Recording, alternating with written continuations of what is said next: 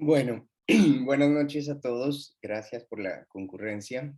Em, para los que no me conocen, soy Megdi Zawadi y el tema que les traigo hoy es un tema que me parece central en la clínica. Em, Quise ponerle un nombre que un poco describiera los avatares de lo que estamos viendo en la clínica hoy, post pandemia, que no es la misma clínica pre-pandemia. Vamos a partir de ese presupuesto. De la risa al llanto y reverso. En ese pivoteo estamos todos. Y le puse como corolario avatares en la clínica del super yo. Esto es un poco una idea que algunos de ustedes que vienen siguiendo el trabajo que estamos haciendo en AUN, venimos desarrollando algo que hemos llamado clínica del super yo como una perspectiva que hace plausible el psicoanálisis en la neurosis contemporánea. Voy a partir de que el año 2020 constituye un hito histórico en el, digamos, en la consolidación de un nuevo, no sé cómo llamarlo, nuevo orden mundial, nueva normalidad, nuevo...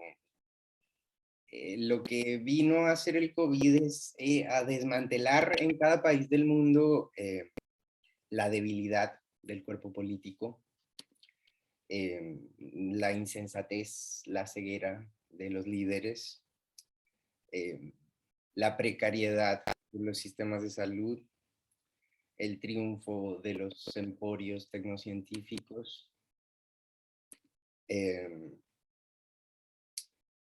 y, digamos,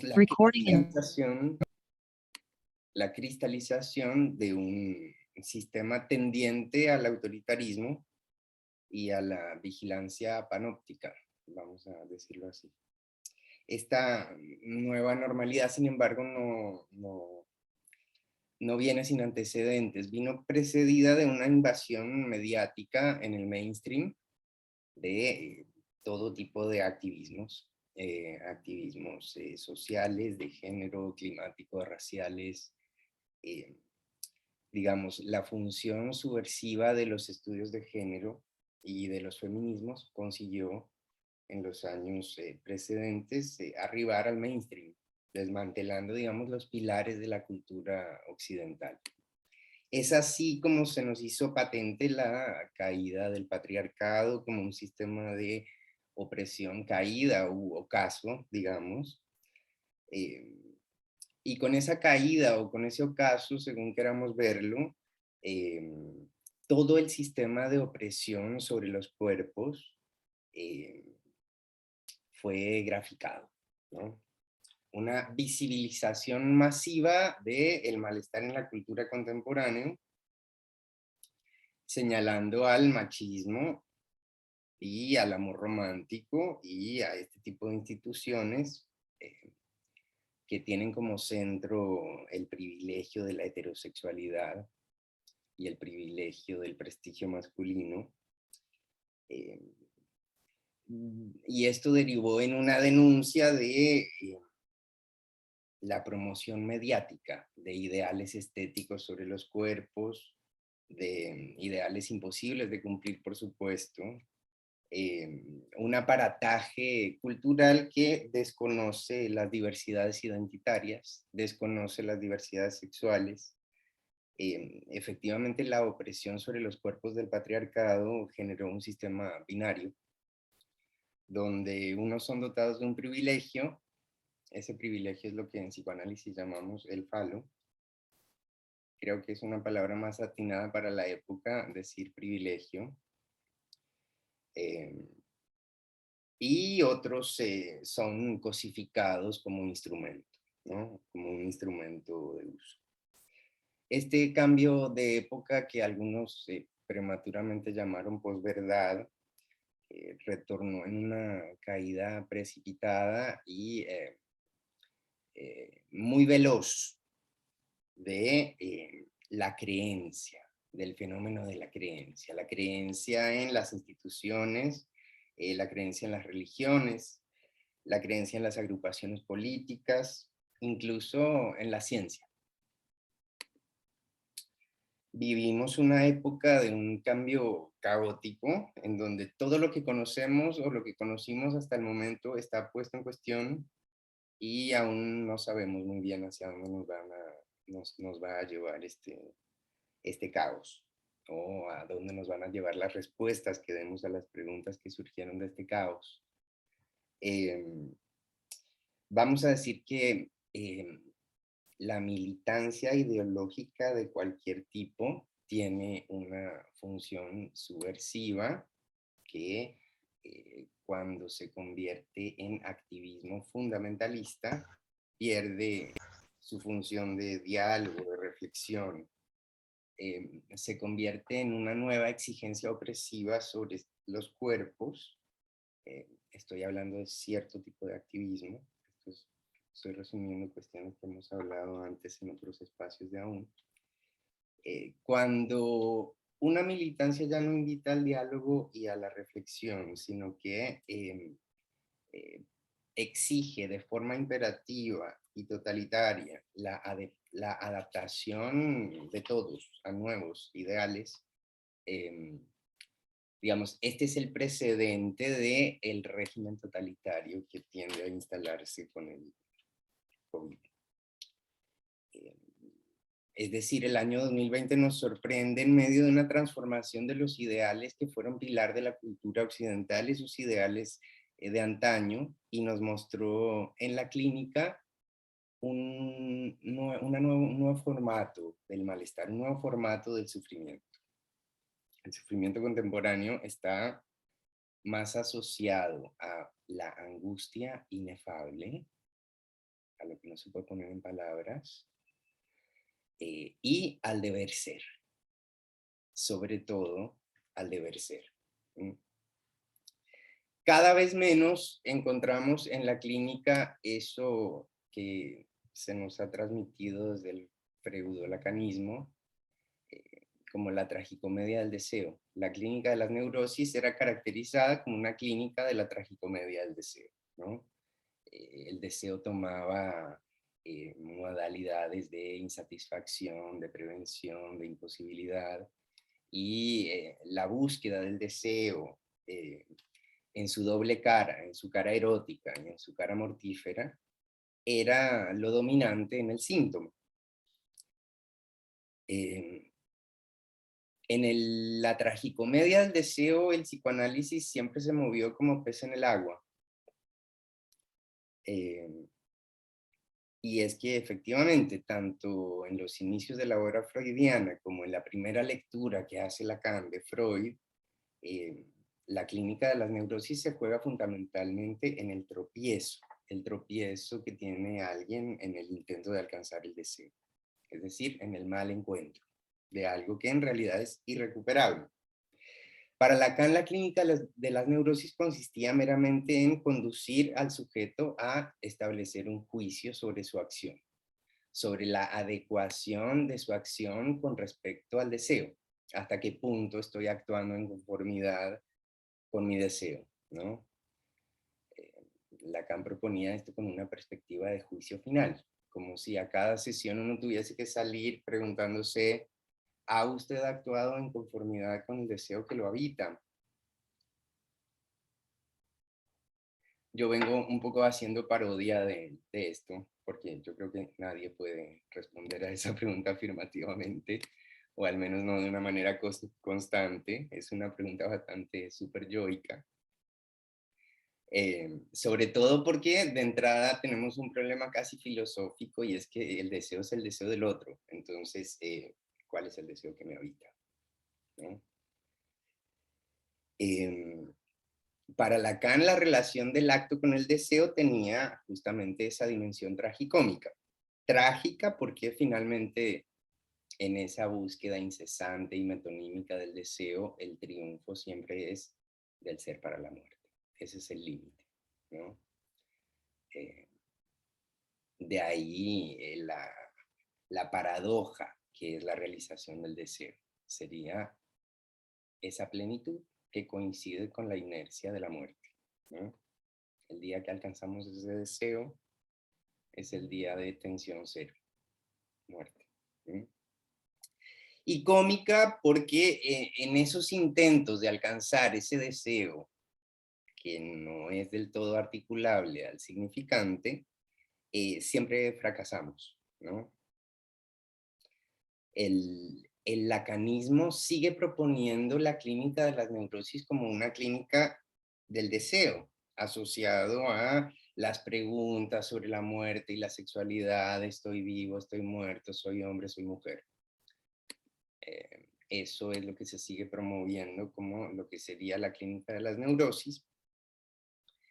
Eh, Pero lo que venimos un poco discutiendo en psicoanálisis aún o constatando en psicoanálisis aún es que el sufrimiento de nuestros pacientes más jóvenes y no tan jóvenes eh, ya no parece ser el de la tragicomedia del deseo. Y parecería como que requerimos un aparataje teórico nuevo o bien rescatar del aparataje teórico que tenemos otras lecturas. Eh, Voy a mencionar algunos asuntos aislados. El derrumbe del patriarcado lo que hizo fue sepultar, por ejemplo, en la histeria, la apuesta de sostener al padre, ¿no? Esto es un movimiento cultural y como sabemos la histeria se sostiene justamente, bueno, la histeria de conversión me refiero, se refiere justamente en una apuesta del sujeto por sostener al padre. Si el padre ha caído, entonces el sujeto histérico se ha quedado sin un padre a quien sostener. ¿En qué deriva esto? En que la clínica de la conversión, de la somatización y de la insatisfacción está en declive. Cada vez menos vemos en el consultorio histerias de conversión. Cada vez menos vemos esos síntomas extraños con los que Freud descubre el psicoanálisis. No quiere decir que no los haya, pero en todo caso han pasado a un plano terciario, cuaternario, si es que lo hay.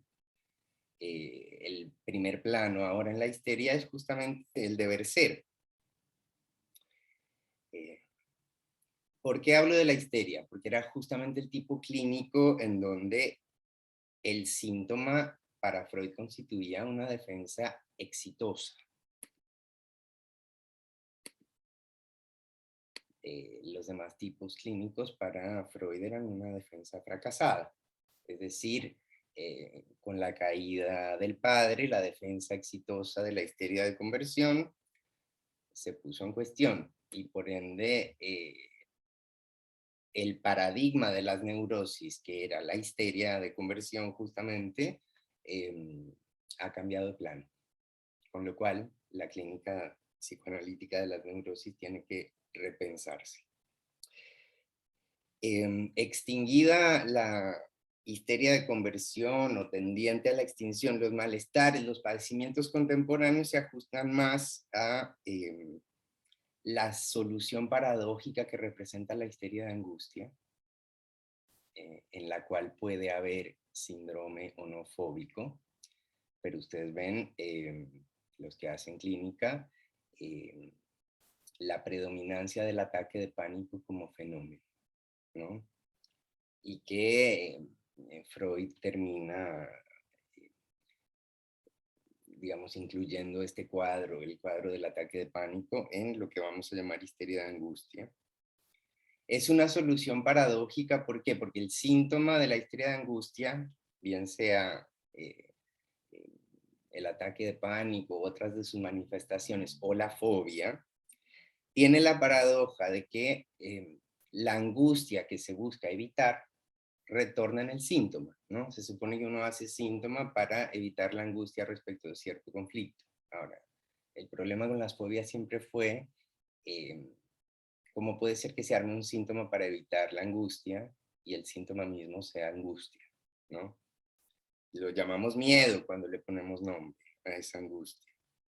Pero siempre fue un problema teórico para Freud, siempre fue una paradoja que estoy investigando ahora arduamente. La histeria de angustia es dominante en la época con la neurosis obsesiva. En la histeria de angustia vamos a ver toda la clínica de las impulsiones, los ataques de pánico, las compulsiones, síntomas que se desplazan, que van cambiando de forma metonímicamente de manera infernal, bulimias, anorexias, toxicomanías, depresiones, cortes en el cuerpo, demás. Tenemos entonces ese polo, el polo de la histeria de angustia, y en el otro polo, los imperativos imposibles y contradictorios eh, en los que se mueve la neurosis obsesiva. La neurosis obsesiva es fundamentalmente un padecimiento ordenado en torno a imperativos imposibles, contradictorios entre sí, que derivan en una parálisis de la decisión y en un sentimiento de culpa insensato, recalcitrante, privado, inconfesable e infernal. Eh, Hemos ubicado a la neurosis obsesiva como el gran paradigma de la neurosis contemporánea, ya no lo es más la histeria. Tal como venimos formulando en psicoanálisis aún, el efecto clínico de las medidas de encierro y aislamiento preventivo, las restricciones al encuentro familiar, grupal, desembocar en una transformación radical de los sufrimientos.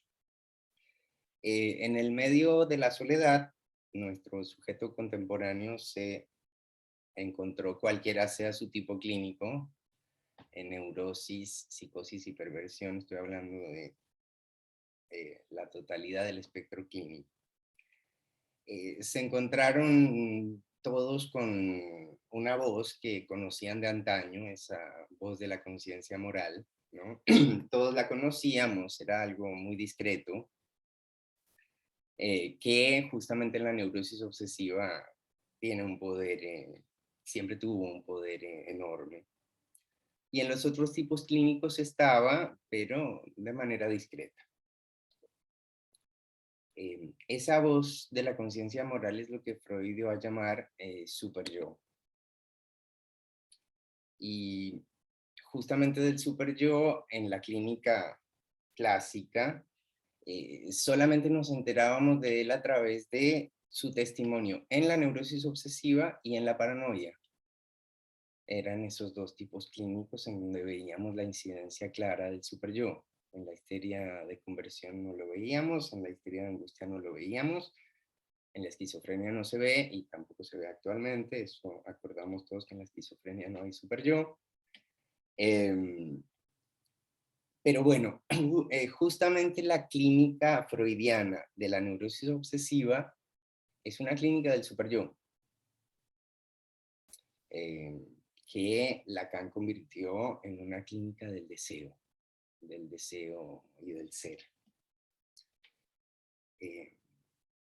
Vamos a definir lo que es el super yo. Es para Freud un sector del yo que tiene por función vigilar la conformidad de mi yo con respecto al ideal que me trazo adelante. Es decir, todo mi querer alcanzar va a ser medido en relación a mi yo actual. Entonces, si yo me quiero recibir en 5 años, el super yo me va a decir, tendrías que haberlo pensado 2 años antes, por ahí así llegabas, ¿no? Generalmente los diagnósticos del super yo suelen ser hiperseveros, insensatos, crueles, violentos. Tiene la forma de una voz, es la voz de la conciencia, justamente porque es la, Freud lo dice así, es la introyección del influjo acústico de la autoridad de los padres. Es decir, que el super yo en su origen tiene la impronta de la voz autoritaria de los padres. Y después de todos aquellos que vengan a ponerse en serie con ellos. La paradoja del super yo es que supuestamente su propósito es vigilar el cumplimiento del ideal. Pero lo que plantea Freud es que su fuerza, la fuerza con la que opera, proviene de la pulsión de muerte.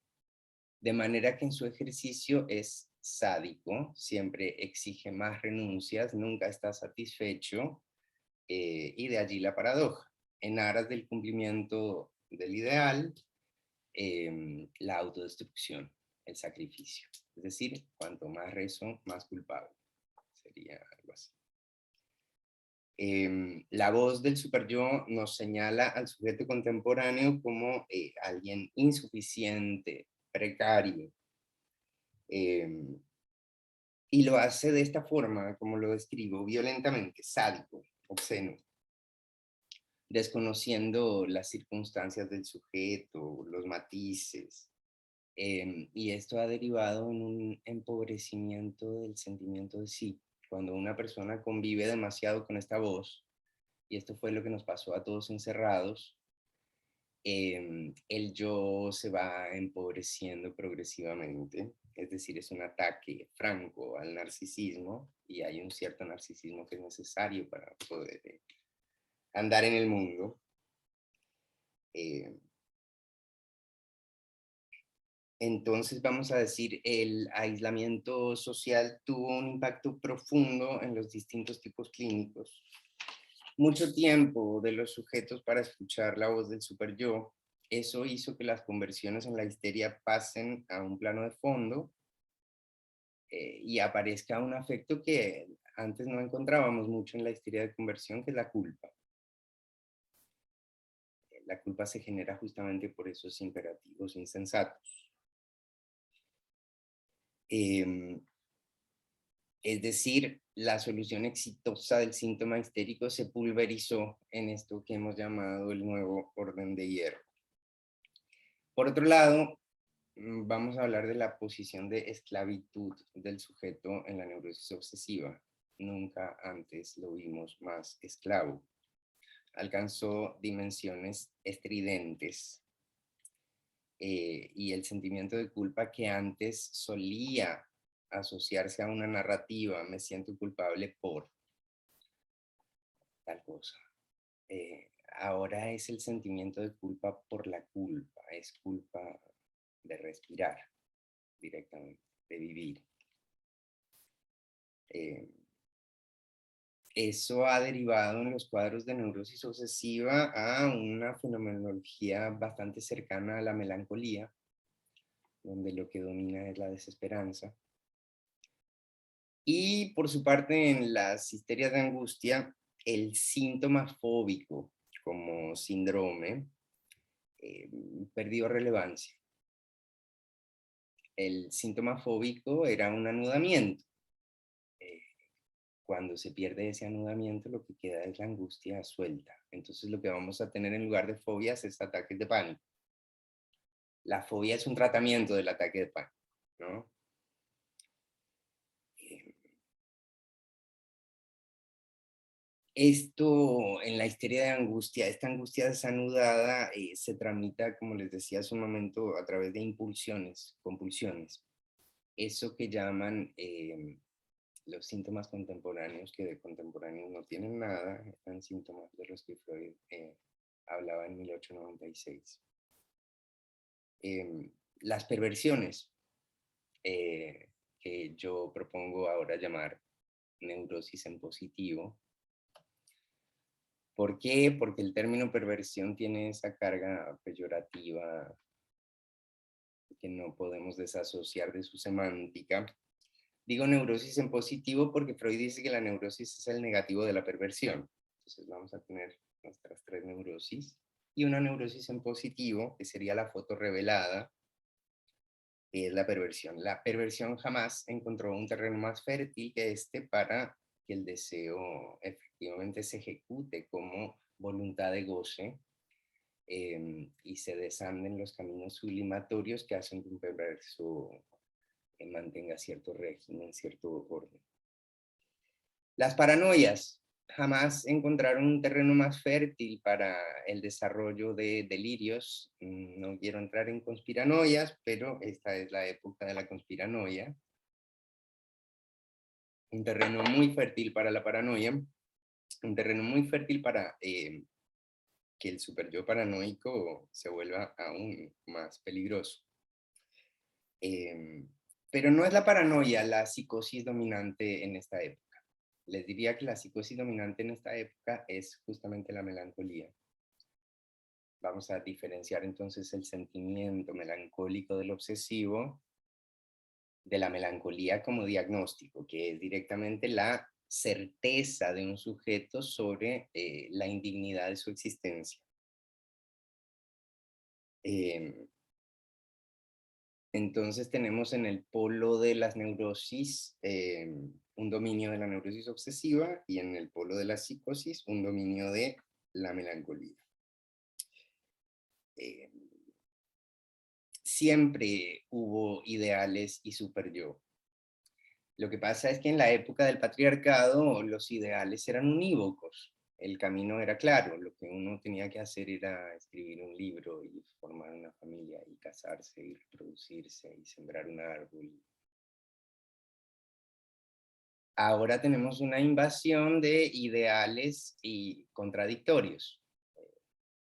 Tenés que tener una pareja, no te tenés que enamorar. Tenés que empoderarte.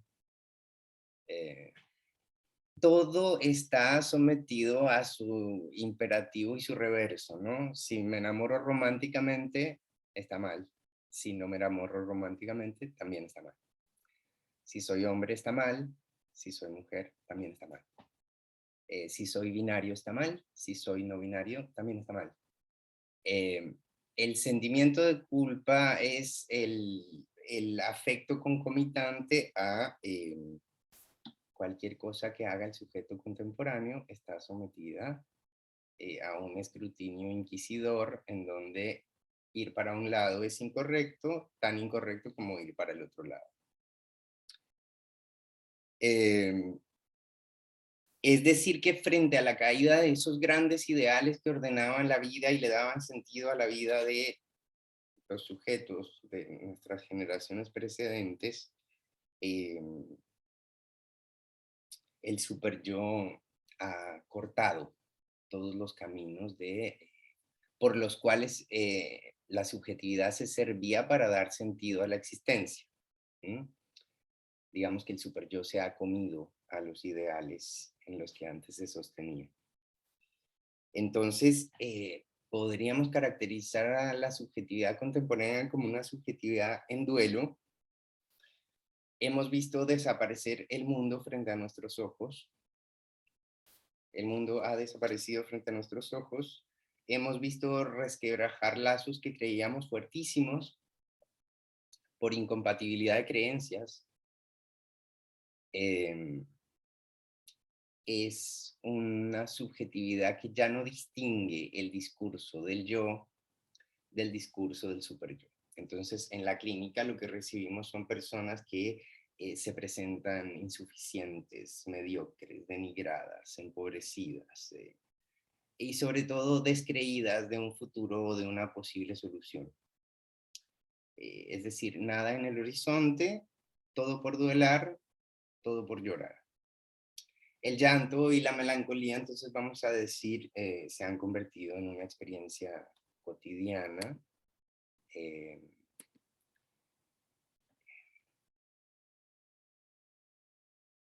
y compartida por todos, ¿no? Es un duelo que estamos compartiendo todos. Vamos a hablar del plano más de psicología de las masas. Esto es algo que estamos compartiendo todos. Los síntomas que recibimos hoy en la consulta ya no remiten a la tragicomedia del deseo. Uno podría decir que la clínica del superyo es una clínica de la tragedia, pero no es cierto esto. ¿Por qué? Porque justamente el efecto del superyo es erosionar el deseo, apagarlo, estrangularlo, sepultarlo. Eh, ¿Y por qué digo que esto no es trágico? Porque hablar de tragedia implica hablar de una puesta en escena. La puesta en escena ya es un tratamiento de, ¿no? Eh, yo diría que esto no es tragedia, diría que esto es devastación, esto es estrago. Lo que estamos viviendo es estrago, no es trágico. porque no es una puesta en escena.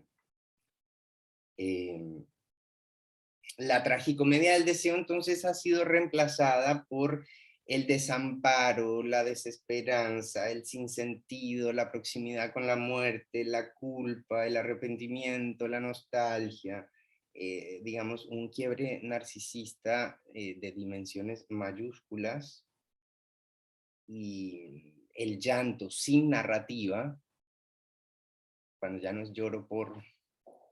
El llanto sin narrativa es el signo, digamos, patognomónico de la clínica contemporánea.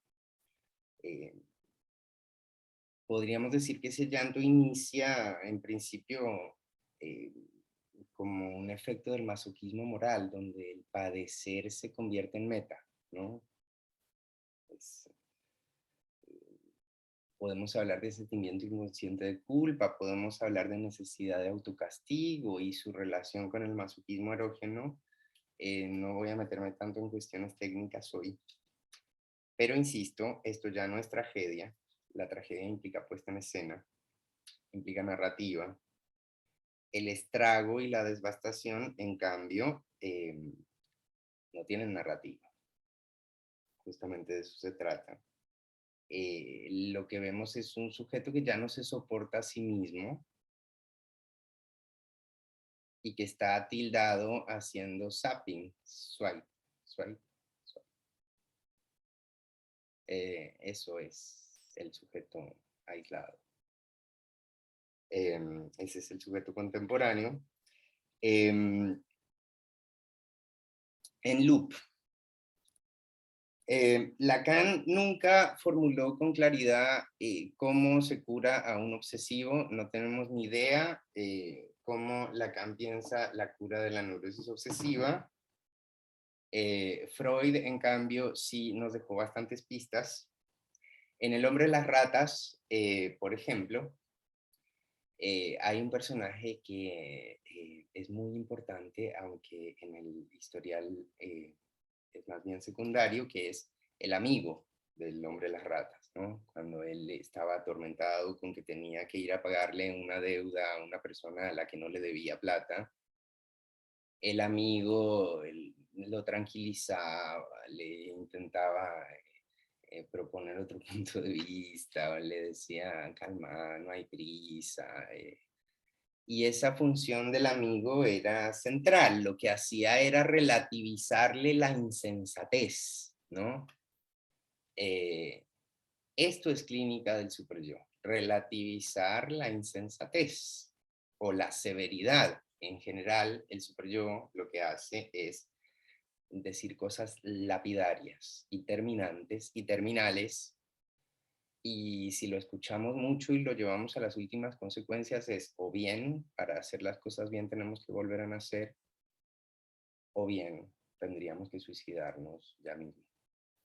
Esas dos salidas nos deja el superyo. Bueno, Freud, cuando intenta dar cuenta de su posición en la transferencia frente al hombre de las ratas, él dice que se ubicaba en el lugar de padre. Pienso que no. Se ubicaba en el lugar de amigo.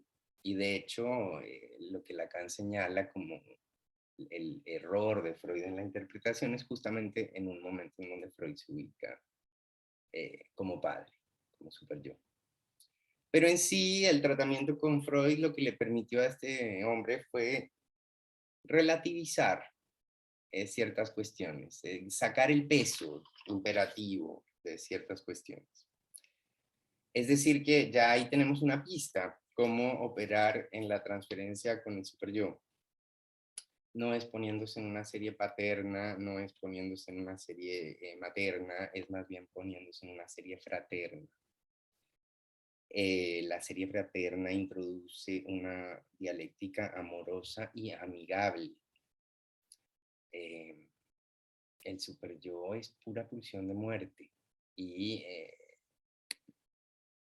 la paradoja es cómo introducir algo del orden del amor cuando todo es deber. Cuando todo es deber no hay lugar para el amor.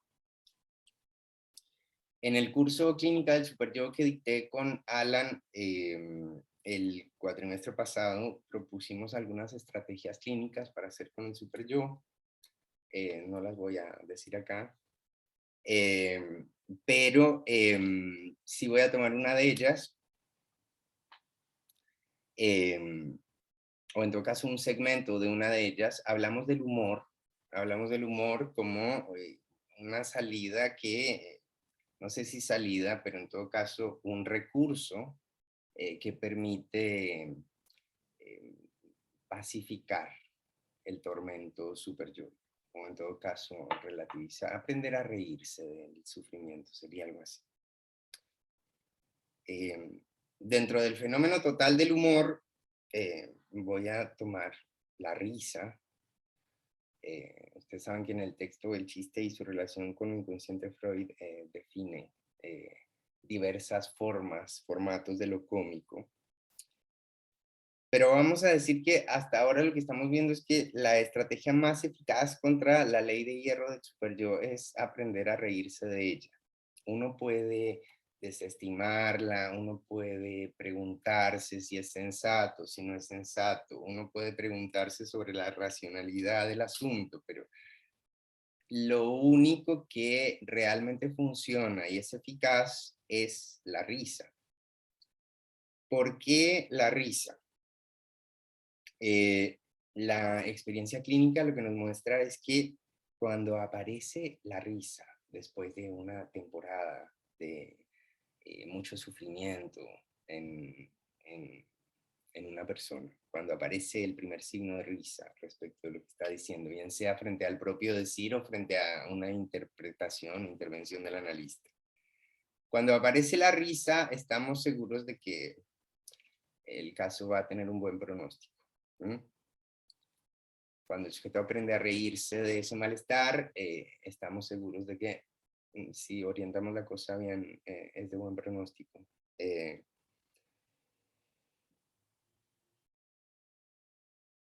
¿Por qué? Lo que hace la risa es desalienar al sujeto de un discurso lapidario.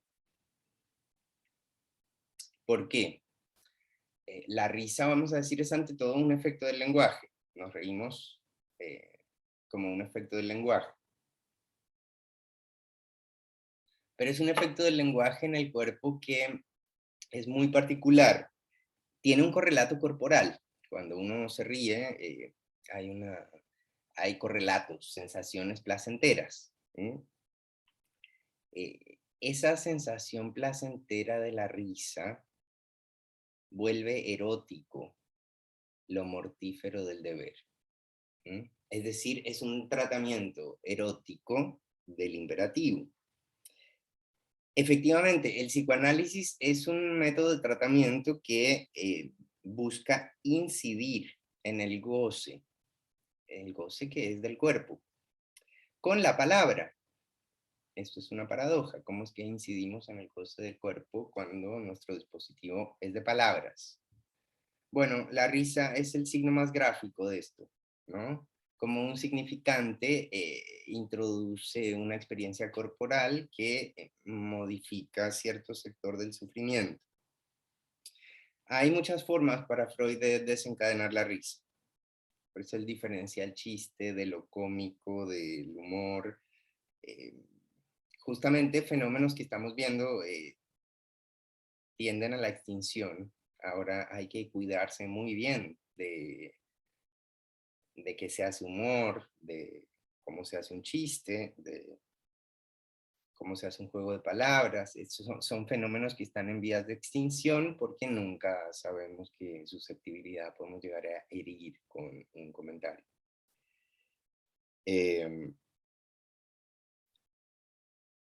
Ven que es un signo de la época, no sé si están de acuerdo conmigo, pero cada vez es más difícil hacer chistes, ¿no? Los juegos de palabras, la ironía, que es la evocación de una cosa por su contrario, los errores de razonamiento, los errores de lógica, el sinsentido, Cada uno de estos giros lingüísticos puede provocar una descarga energética placentera. Eso es lo que constatamos como risa. Freud abarca el abanico desde la sonrisa hasta el espasmo, ¿no? Ustedes ven que de la sonrisa, la risa, la carcajada, llegamos al espasmo, es cuando ya la risa duele, ¿no?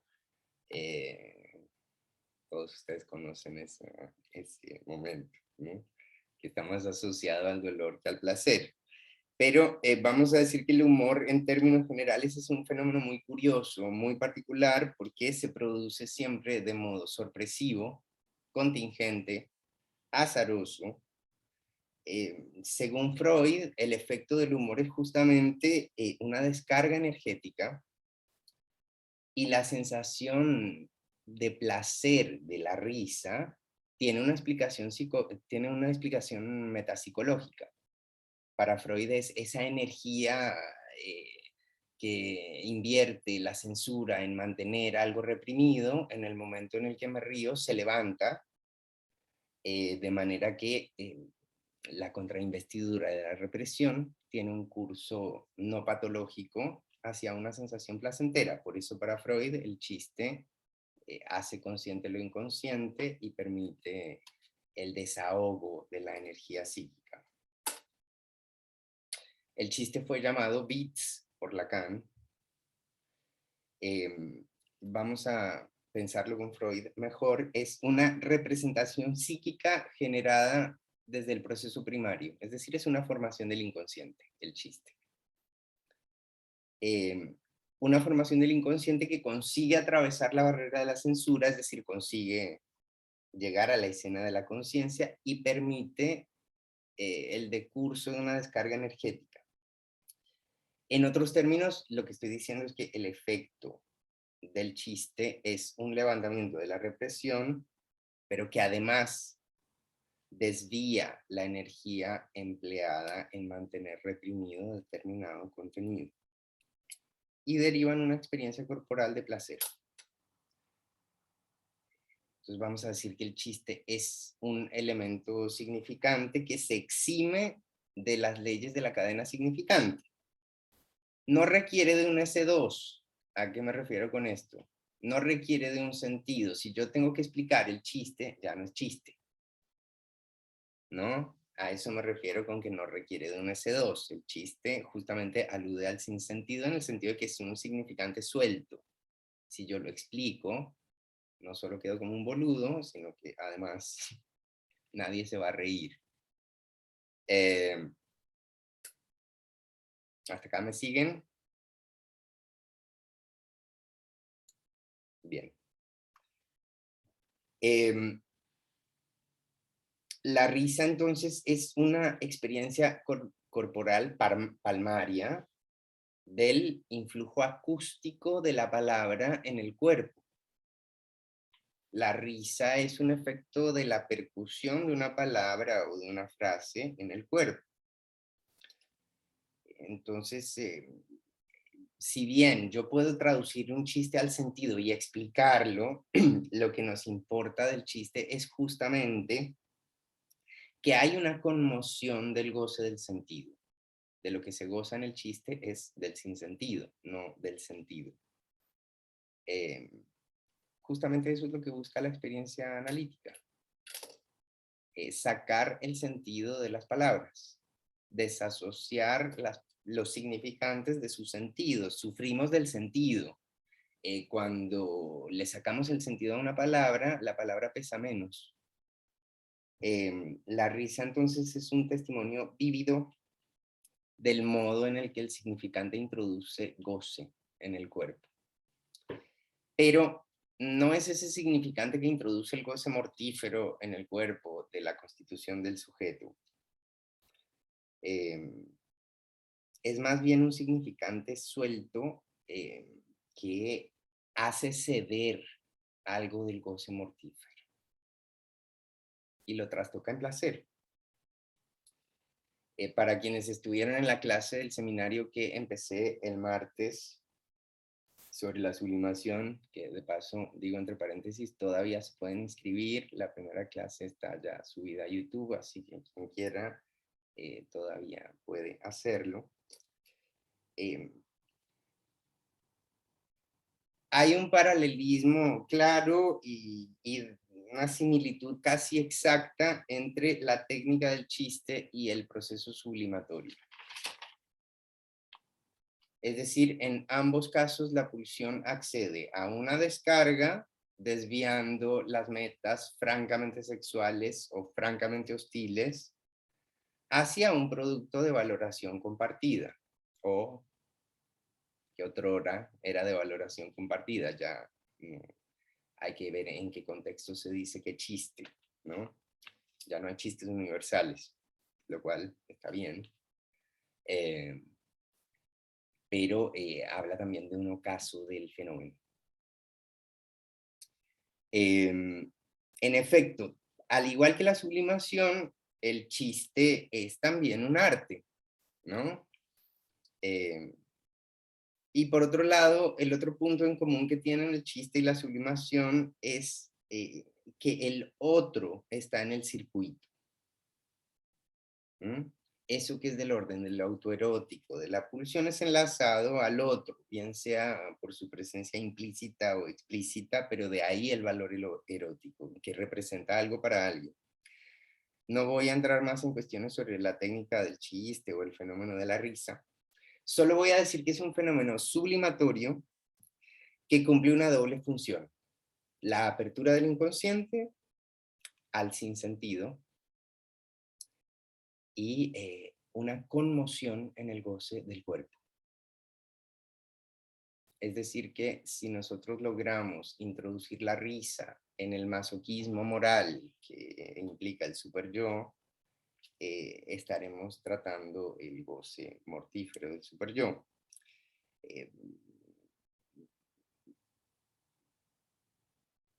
Digo además como cuña, en abril voy a empezar un seminario que se llama El humor en la experiencia psicoanalítica, en donde voy a desarrollar todas estas otras cuestiones técnicas, así que esto es como un aperitivo para eso. Vuelvo a la clínica. Aprender a reírse de la novela familiar. Aprender a reírse de esa trama edípica de que me pasa esto porque mi mamá me dijo y mi papá me hizo. Y aprender a reírse de la novela familiar.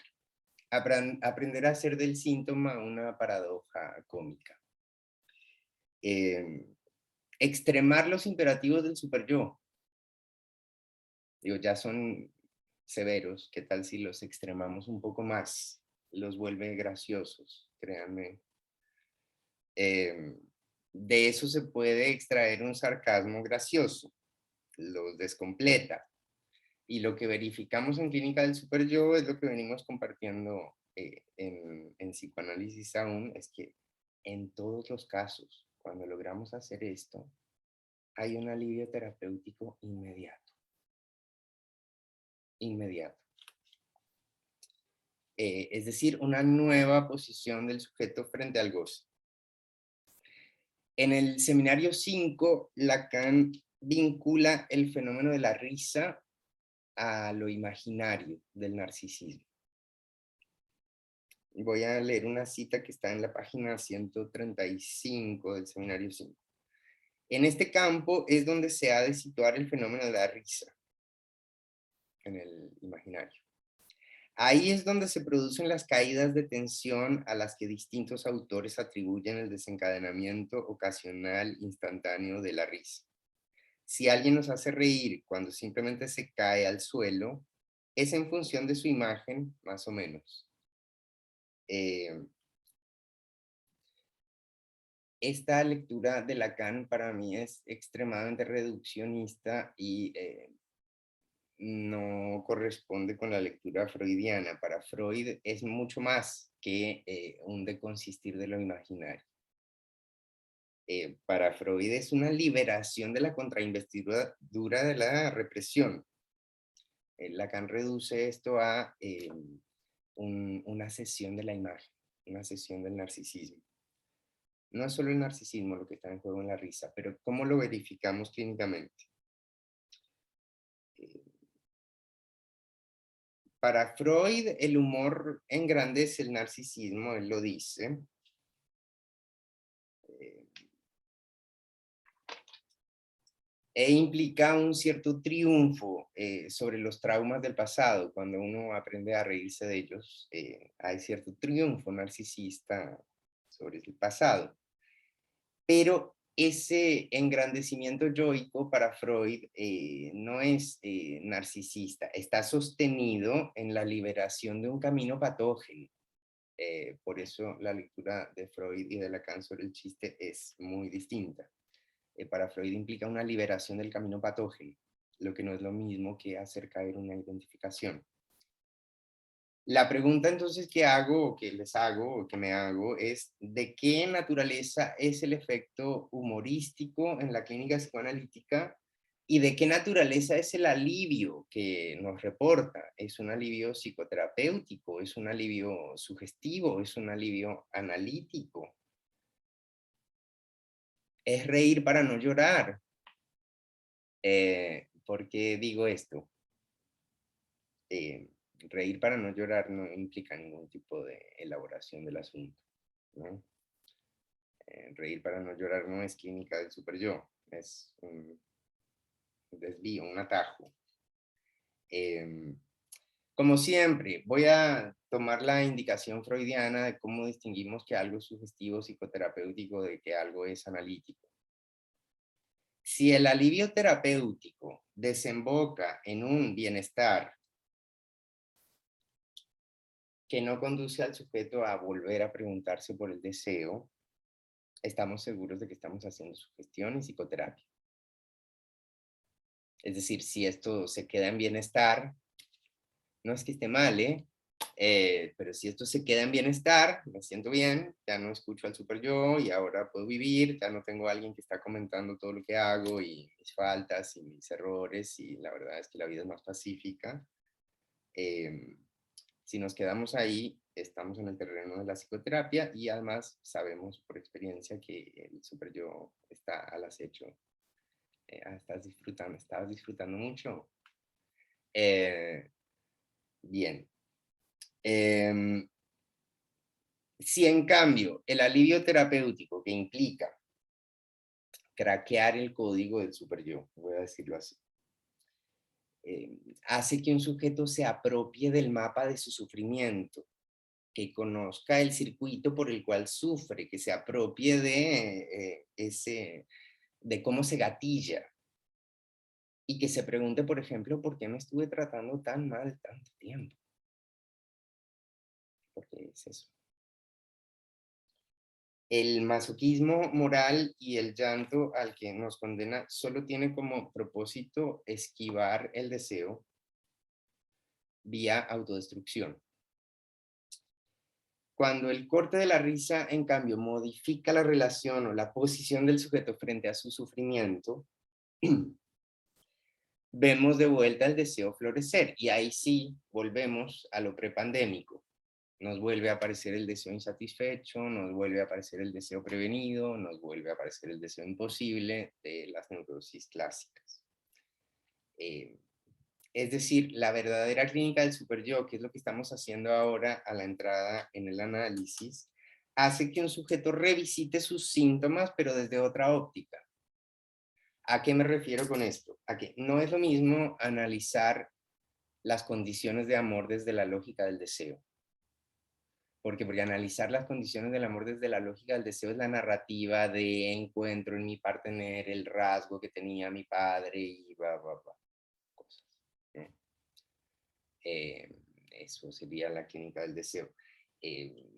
Ubicar cómo hago mis lazos de amor y cómo estos se insertan en la serie materna, en la serie paterna, en la serie fraternal o en la serie narcisista.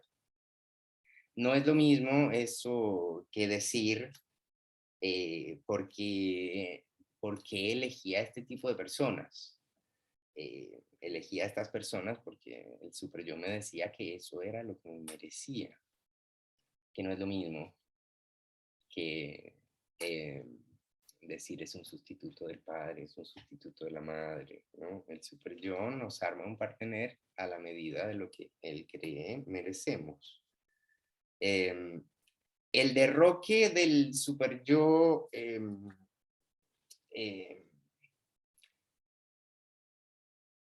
el derroque del super yo a la ley paterna, que era la ley dialéctica, implica entonces un nuevo florecimiento de los escollos del deseo.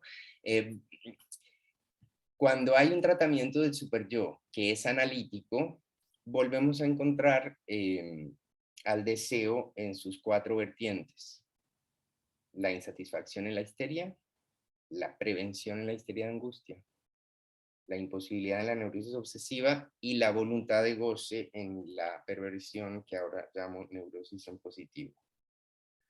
Entonces, ¿a dónde voy con esto? Dije de la risa al llanto y reverso. Ahora voy a reversar. No es que haciendo de consistir al super yo y reencontrándonos con el deseo, ahora somos felices. No, al contrario. El retorno al panorama clásico del deseo no es un camino feliz, pero sí es tragicómico y paradojal. En mi clínica encuentro que cuando le bajamos intensidad al super yo, aparecen 3 tipos de respuestas freudianas. Están en un texto que se llama Algunos tipos de carácter elucidados por la teoría psicoanalítica, por la clínica psicoanalítica. Los que fracasan cuando triunfan, las excepciones y los que delinquen por conciencia de culpa. Esta es la tragicomedia del deseo. A eso volvemos cuando el super yo cae. Pero ese retorno a estos escollos del deseo, estas paradojas freudianas que ustedes conocen bien, ya no es ingenuo. Es decir, hay un saldo de saber. El analizante ya está advertido de que el super yo se cuela cual parásito en cualquier ocasión cercana a en la realización, el cumplimiento de un deseo, una meta. Lo volvemos a encontrar en donde menos lo esperábamos. Entonces, de la risa al llanto y reverso. Se vuelve circular, ¿no?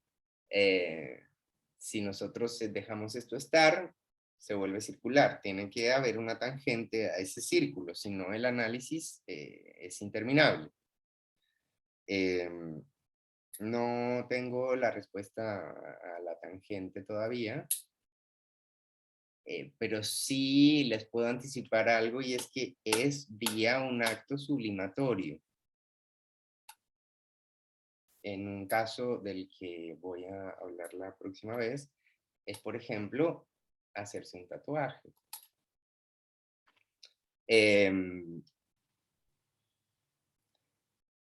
Con un simbolismo transformador. Los actos sublimatorios ponen fin a tramos del análisis, por esto es muy importante. Los distintos tramos de un análisis siempre están signados por un acto sublimatorio que marca un antes y un después. ¿Sí? Bueno, este es un poco lo que preparé para hoy.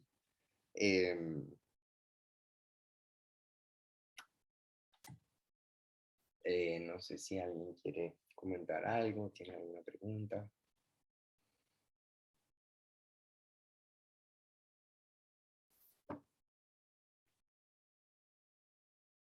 Carol. Hola, buenas noches a todos. Mucho gusto, me gustó mucho esta conferencia y quisiera preguntarte si tienes algún escrito o algún artículo con respecto a esto que acabas de mencionar para ahondar un poquito más en algunos conceptos que también abarcaste. Yo actualmente formo parte de Apola, Apola Internacional, que manejamos bueno, hay diferencias, no sé qué tipo de psicoanálisis manejas tú. Aún así me llamó mucho la atención todo lo que acabas de mencionar. Y pues saludos a todos. Bueno, gracias por tu intervención. No, mira, el escrito que tengo sobre eso es esto, que es un manuscrito, pero espero, dentro de poco, Psicoanálisis aún va a tener una revista virtual que se llama Brote, y ahí vas a empezar a encontrar algunas de estas cosas. Pero todo esto es nuevo, todo esto es nuevo. No hay bibliografía. Fernando. Bueno, muy interesante, muchas gracias. Nos presentas una clínica del superyo, síntomas relacionados con el superyo, pero también pensaba que hay en el presente también muchas terapéuticas superyoicas, como el coaching, que también son muy populares, cada vez se extienden más. Me parece que es necesario también desde el psicoanálisis pensar en las muchas formas, quizá hay diferentes formas, en que el psicoanálisis puede volverse también superyoico. Eh, una es, por ejemplo, la insistencia en la responsabilidad subjetiva, pero no es la única, y que quizás sería necesario reírse un poco del psicoanálisis también, desde el psicoanálisis, o que los psicoanalistas lo hicieran. Pero bueno, pensar en eso, en las formas que el psicoanálisis puede ser superyoico, y cómo cambiar eso, porque me parece que sí ha pasado en diferentes momentos, pero actualmente también. No sé si piensas, si estás de acuerdo, qué piensas No de... me quiero ir de boca, pero sí, la práctica psicoanalítica clásica es una práctica totalmente psicológica. Hágase cargo del deseo que lo habita todos los días, a toda hora, en toda sesión. Usted es responsable de su posición frente al goce, a usted le gusta sufrir, usted es masoquista. Eh, sí, pero si la clínica es solo eso, la verdad yo no le recomendaría el psicoanálisis a nadie. Qué paja. O sea,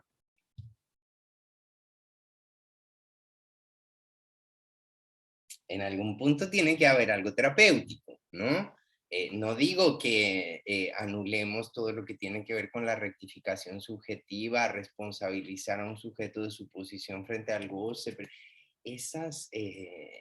esos aforismos, usted ha actuado en conformidad con el deseo que lo habita, realmente tienen una densidad que hacen que, a ver, nos adoctrinan en la universidad a pensar que vamos al análisis a sufrir. Entonces, cuando llega un paciente sin una cosa trágica, entonces se pregunta, no me estoy analizando esto, ¿qué pasa que no estoy profundizando? Hay que sufrir. ¿Dónde está el masoquismo? ¿No? Que las temporadas de bienestar sean un interrogante para el paciente como algo raro debe estar pasando, y para el analista algo mal debo estar haciendo. Bueno, eso es el lacanismo que nos enseñaron, ¿no? Ese es el lacanismo que nos enseñaron. Y sí, estoy totalmente de acuerdo contigo en que el psicoanálisis tiene que aprender a reírse de sí mismo y sobre todo de las palabras que usa para nombrar ciertos conceptos, ¿no? Más que nunca.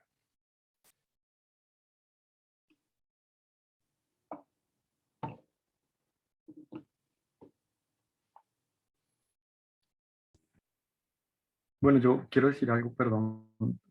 No voy a hacer una pregunta tan específica como respecto a la clínica o a la risa, pero es que al comienzo dijiste, o sea, en la introducción hiciste como unas afirmaciones que a mí pues no dejan de llamarme la atención. Yo esto lo he repetido varias veces en estas charlas, pero tú hablaste como del derrumbe del patriarcado, de los ideales que funcionaban antes y que ahora aparentemente no.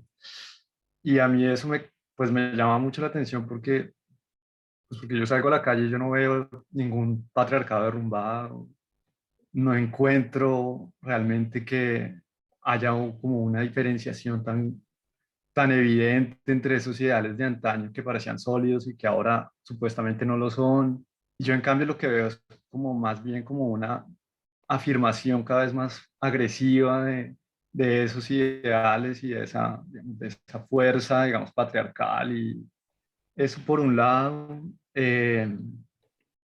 Y otra cosa que mencionaste como que me gustaría saber, bueno, no sé si ahora mismo, pero tal vez en otras charlas, eh, hablaste como de lo poco práctico o provechoso que puede llegar a ser para algunos activismos la limitación del diálogo, ¿no? Que el diálogo a veces se pierde o se imposibilita el diálogo porque se extreman los activismos y se vuelven fundamentalistas. Y yo me quedé pensando un poco, fue como en la noción de diálogo, ¿no? ¿Qué significa diálogo desde, digamos, desde esa perspectiva, pensando en que, pues, que esta idea de que el diálogo implica pues un otro con el que aparentemente se tiene como una cierta igualdad para poder entablar, digamos, un intercambio, ¿no? Que yo considero es muy contraproducente a veces porque funciona de manera como ilusoria, ¿no? En realidad el diálogo no es tal igualdad, ¿no? Aparenta esa igualdad, ¿no? Pero pues al final no cambia nada y supone que es necesario el diálogo cuando en ocasiones no es necesario dialogar, ¿no? Hay cosas que no hay que dialogar. Hay cosas que no hay que ponerse a pensar si estoy de acuerdo o no estoy de acuerdo, ¿no? O sea, como hay cosas en las que hay que tomar una posición y debería ser relativamente fácil tomar la decisión y la posición, ¿no? O sea, no hay que entrar entonces, como quería, o sea, me preguntaba como por esa noción de diálogo, como hasta dónde o qué significa o cuándo el diálogo ya en realidad no es una forma de conversación o de conocer a alguien, sino es un obstáculo y al final, digamos, una manera como de limitar y de detener las posibles transformaciones. Bueno, es muy interesante todo lo que planteas y este debate ya lo hemos tenido este intercambio ya lo hemos tenido en varios espacios. Mira, yo de qué pasa en el mundo no te puedo hablar porque directamente no salgo a la calle. Yo de lo que te puedo hablar es de lo que escucho en el consultorio y lo que escucho en el consultorio es que estoy escuchando chicos que cuando se enamoran se sienten culpables porque están siguiendo un modelo de amor romántico que no tienen que sentir. Si sienten celos, se sienten culpables porque están siguiendo un modelo que no tienen que seguir. Si se encuentran de pronto en una forma novedosa de vínculo poliamoroso, también se sienten culpables porque, en fin, estamos como en una época en donde los ideales de antes están en declive y aparecen ideales nuevos que son contrapuestos diametralmente. Entonces, son personas que tenés que ser totalmente productivo. No tenés que ser tan productivo, no tenés que dedicarte tanto al trabajo, tenés que poder, eh, a todos les es familiar, ¿no?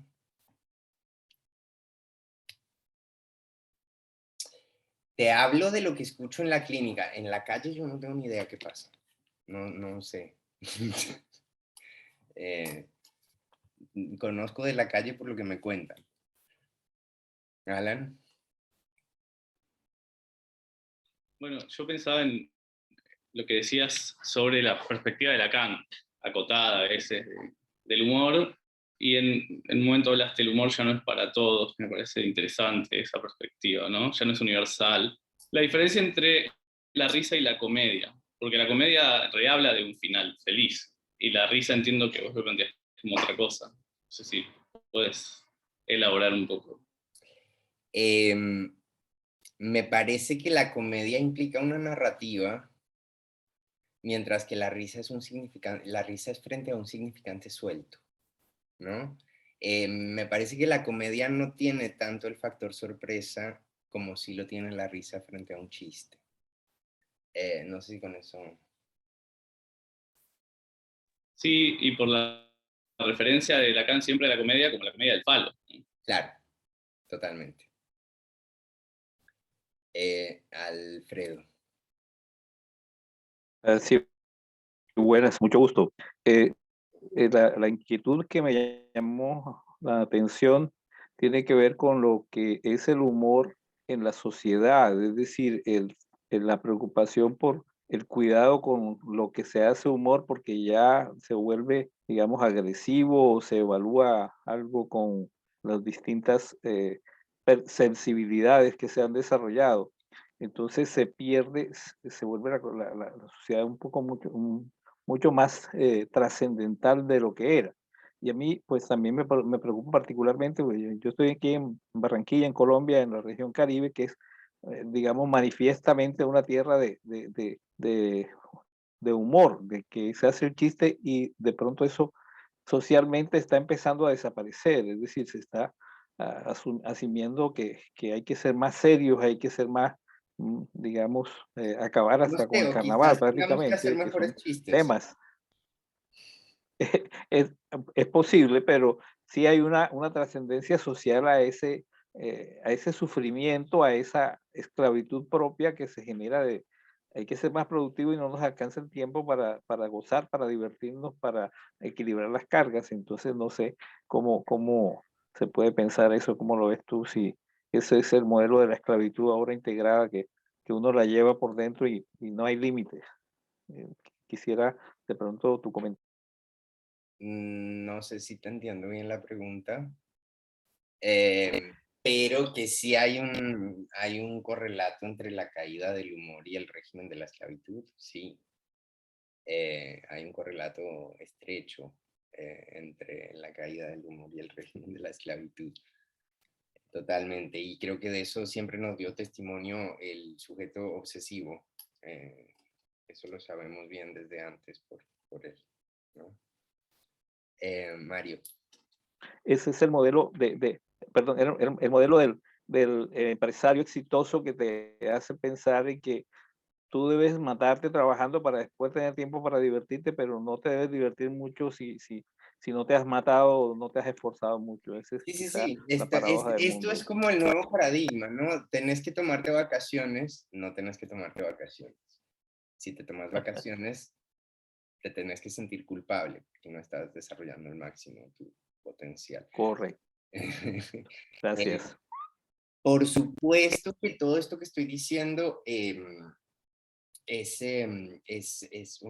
digamos, un condensado de cuestiones que yo escucho en la clínica en personas de cierto rango etario y de cierta posición socioeconómica, que es de lo único que yo les puedo hablar, ¿no? Digamos que sería para mí como megalomaníaco si me pongo a hacer un diagnóstico de la sociedad entera. Pero sí les puedo decir que el sufrimiento contemporáneo está ordenado alrededor de mandamientos contradictorios entre sí. Mario.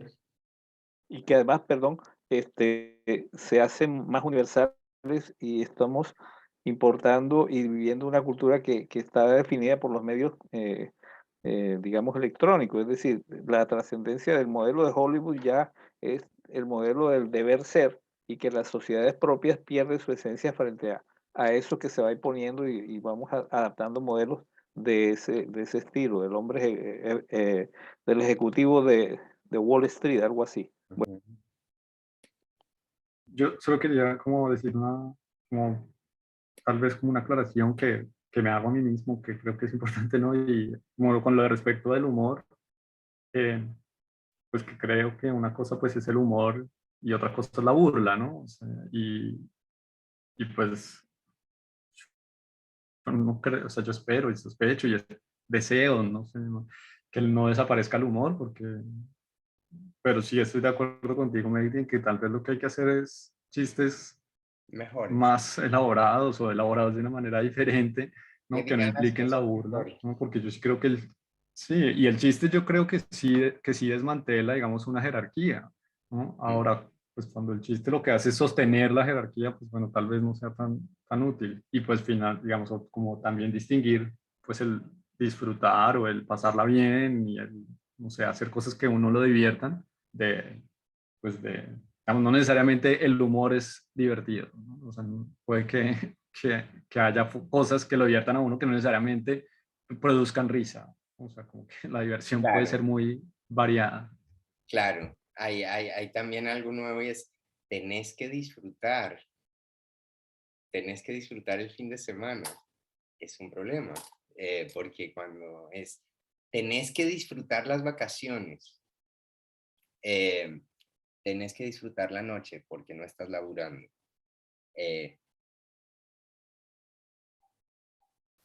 Daniela.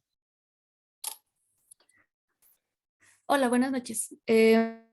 Nada más quería como complementar un poquito lo que estabas diciendo y hablar del tema con Mariano y con el señor Fernando. Creo que a lo que te referías más que nada es que, o sea, precisamente ya se está reestructurando todo. No es, o sea, se tiene que reestructurar porque ya estamos avanzando mucho, ya no es esta idea de que todo tiene que ser de esta manera y nada más porque lo estamos hablando así, no porque yo lo impongo. Lo que decía el señor Alfredo, perdón, era de que me están imponiendo, no, o sea, no es una imposición, más bien se está quitando todos los estigmas y con todo lo que estamos pasando, pues ya se está abriendo más todo esto. O sea, ya no es de que me voy a burlar de esta persona por esto y por aquello, ¿no? O sea, tiene que haber ciertos límites acerca de todas estas circunstancias, creo yo. Sí, sobre esto lo que te digo es que es paradójico, ¿no? Efectivamente hay una apertura y una visibilización de ciertas cuestiones muy necesaria que va de la mano de cierre de otras. Mariano. No, solamente quería comentar mi punto de vista sobre eso, sobre el lado del analista, el uso del humor. Me parece que el chiste correcto no existe, solo va a existir en el momento en que causa algún efecto, ¿no? Y ahí también aparece la apuesta, ¿no? La apuesta por el humor, la apuesta de que puede que llegar, obviamente, sí, estoy de acuerdo también con Mario en esto, ¿no? De no caer en la burla, pero siempre podemos estar ahí en el límite, me parece, y ahí es donde aparece la apuesta por el humor. Es mi forma de verlo en lo cotidiano y también por ver las consecuencias de eso, ¿no? En el análisis. Comparto completamente. En la cornisa.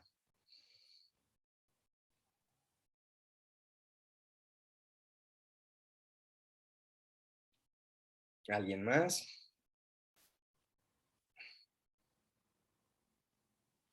Bueno, siendo casi las 10, los invito a la próxima conferencia del jueves que está a cargo de Silvia de Castro Corgui, que fue una de mis primeras profesoras de psicoanálisis cuando era un pigmeo yo.